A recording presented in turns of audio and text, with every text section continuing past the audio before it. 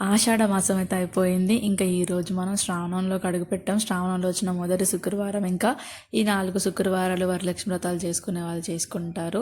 And ఇంకొకటి ఏంటంటే పెళ్ళిళ్ళు కూడా ఇంకా అన్ని ముహూర్తాలు స్టార్ట్ అవుతాయి అన్నమాట. ఇప్పుడు నేనైతే నైట్ ఇంకా కొమ్ము శనగలు నానబెట్టుకొని మార్నింగ్ అయితే అమ్మవారికి నైవేద్యంగా పెట్టుకోవాలని చెప్పేది కొమ్ము శనగలు అయితే పోపు వేసుకున్నాను. అయిపోయిన తర్వాత పూజ గదిలో మంచిగా పువ్వులన్నీ పేర్చుకొని దీపారాధన అయితే చేసుకున్నాను అమ్మవారికి. దీపారాధన అయిపోయిన తర్వాత ధూపం కూడా సమర్పించుకొని కొబ్బరికాయ కొట్టుకొని మంగళహారతి అయితే అమ్మవారికి ఇచ్చాను. ఈరోజు చాలా బాగా జరిగింది. ఫస్ట్ వీక్ అయినా సరే బాగా జరిగింది. రూమ్లో చేసుకున్నాను అనమాట నేను. నెక్స్ట్ అయితే మీకు ఖచ్చితంగా నేను మా ఇంట్లో మేము వరలక్ష్మి వ్రతం ఎలా చేసుకుంటాం నేను మా మమ్మీ అన్నీ మీకు తర్వాత వీడియోస్లో నేను చూపిస్తాను. చాలా బాగా అయింది. ఈరోజు మాత్రం అసలు మర్చిపోలేను.